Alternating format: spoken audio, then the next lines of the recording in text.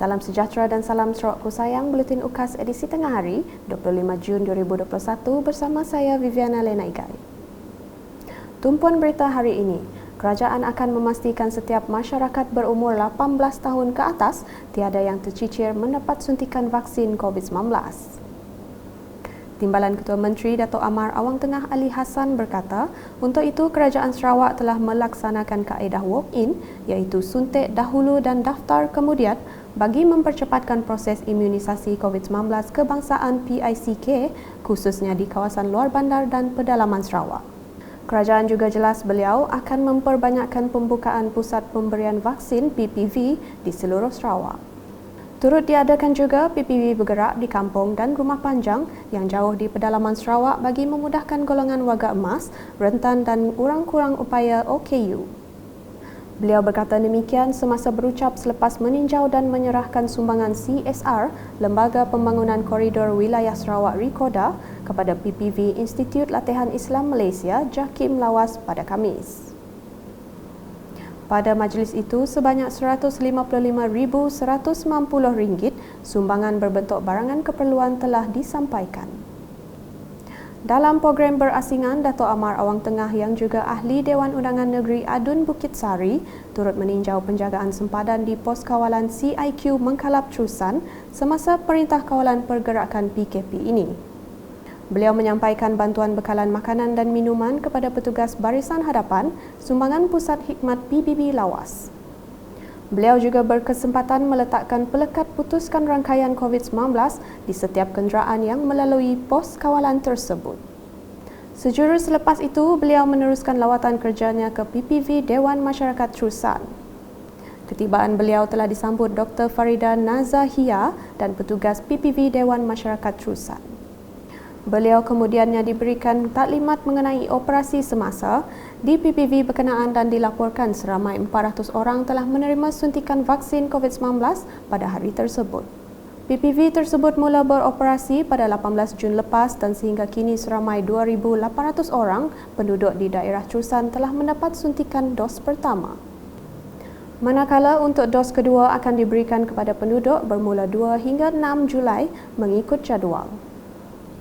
Berita seterusnya, sebanyak RM196,000 projek kecil luar bandar MRP telah diserahkan kepada 30 pertubuhan bukan kerajaan NGO di kawasan Dun, Semanggang.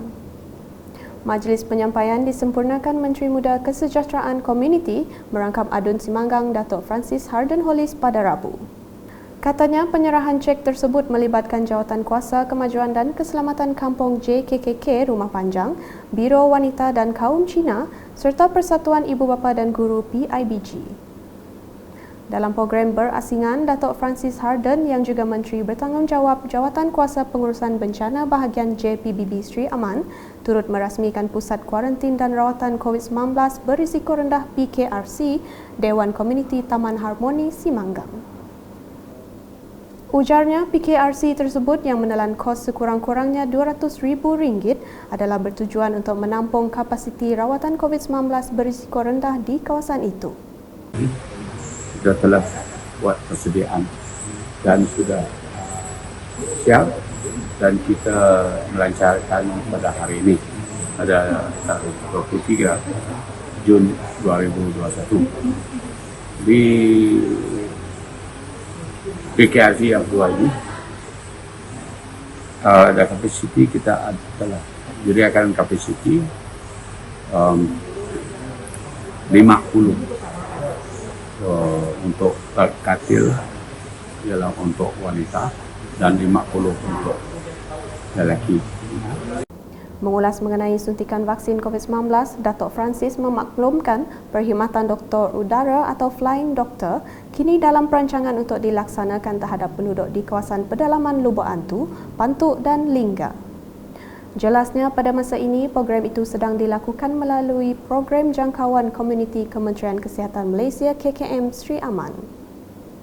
Dalam pada itu, beliau turut meminta Ketua Masyarakat dan Ketua Kaum KMKK untuk mengemukakan nama penduduk yang tercicir daripada program imunisasi COVID-19 kebangsaan sebelum ini di Pejabat Daerah Sri Aman. Selanjutnya laporan di Sibu. Seramai 14,000 pekerja swasta dalam pelbagai sektor akan mula menerima suntikan vaksin COVID-19 pada Isnin depan bertempat di PPV Industri di Kolej Universiti Teknologi Sarawak UCTS Sibu. Menurut Menteri Muda Perumahan dan Kesihatan Awam Sarawak merangkap Adun Nangka, Dr. Anwar Rapai, PPV tersebut mensasarkan untuk memvaksinasi seramai 1,000 pekerja setiap hari. Okay, first of all, I'd like to inform that UCTS has been chosen to be one of the PPV, but this PPV is meant for industry. Okay, and we have already 14,000 is going to be registered, which the full scale will start next Monday, 1,000 per day. Okay, and these industries is all over Cebu, whether they're small or big.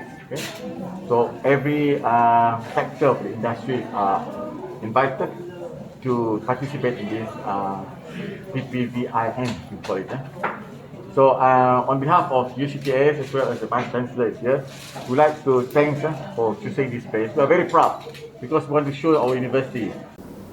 Beliau berkata demikian kepada media selepas meninjau dry run di PPV Kolej Universiti Teknologi Sarawak pada Rabu.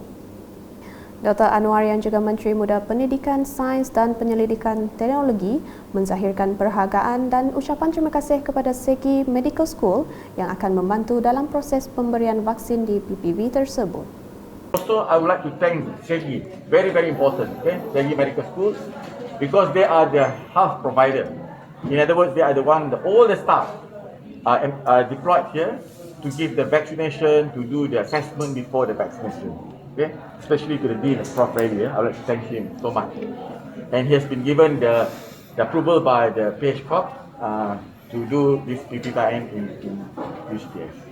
Sementara itu, Presiden Kolej Universiti Teknologi Sarawak, Profesor Datuk Dr. Khairuddin Abdul Hamid, ketika ditemu bual menyambut baik usaha tersebut kerana ia dapat membantu mempercepatkan pemberian vaksin kepada masyarakat di Sibu.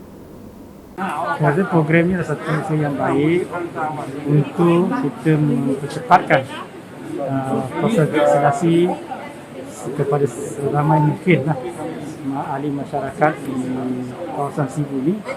Pertamanya kita lihat beberapa kali terdapat peningkatan dari segi kes-kes di kalangan pekerja. Jadi ini khas untuk PPV untuk pekerja di berbagai industri di sekitar sini. Sementara itu, Pengarah Urusan Pansar Berhad, Pemancar Datuk Jason Taihi pula yakin proses vaksinasi di Kolej Universiti Teknologi Sarawak itu mampu mencapai sasaran vaksinasi kepada 1,500 atau lebih pekerja dalam tempoh sehari. Jelasnya ini berdasarkan perjalanan lancar dry run yang diadakan pada Khamis. On Monday, we officially start PPV UCTS. Then, eventually, we will add 200. So on Monday, if 800, we still finish by 3 o'clock because our vaccine time will start 9 to 7 p.m. So the last appointment will be 6 p.m. Okay. So if we continue this way to go faster and faster, eventually we will achieve 1,500 or more. Berikut pula di PPV Dewan Masyarakat Kampung Lutong, Sebangan. Seramai 360 orang lagi penduduk telah menerima suntikan vaksin COVID-19 jenis Sinovac pada Rabu. Tinjauan UKAS mendapati penerima yang hadir rata-ratanya terdiri daripada warga emas dan orang kurang upaya OKU. Keadaan di PPV juga dilihat terkawal dengan semua penerima hadir mengikut masa yang telah ditetapkan dengan pematuhan prosedur operasi standard SOP. Sementara itu, beberapa penerima yang ditemu bual merakamkan rasa syukur atas peluang yang diberikan dan berharap orang ramai tidak perlu takut untuk menerima suntikan vaksin. Pagi, nama saya Kaunselor Tien Kim Ku dari Sebangan. Saya sudah vaksin dos yang pertama. Dari itu, saya harap penduduk kampung saya semua register. Jangan takut, jangan risau. Itu yang tak apa. Boleh vaksin semua ya. Sekian dari saya, thank you.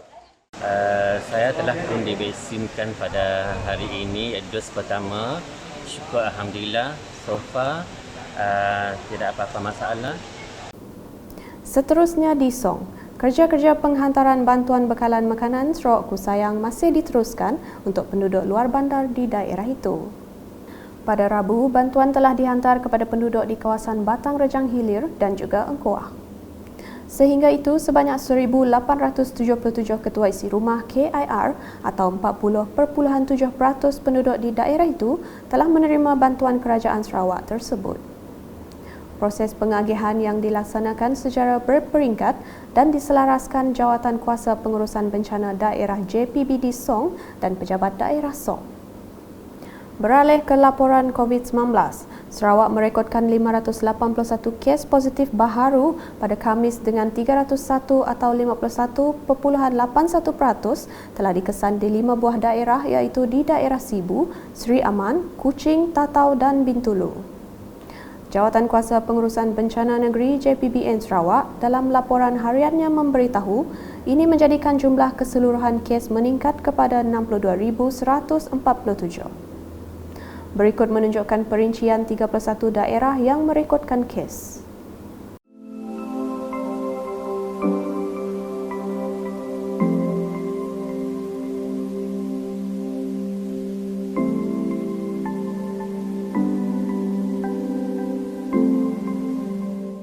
Dalam pada itu, kenyataan sama turut memaklumkan 4 kluster baharu telah diisytiharkan seperti tertera, manakala 5 kluster berikut pula diisytiharkan tamat setelah tiada kes baharu dikesan atau dilaporkan dalam tempoh 28 hari. JPBN Sarawak juga telah mengisytiharkan dan menamatkan perintah kawalan pergerakan diperketatkan PKPD di beberapa kawasan seperti yang berikut.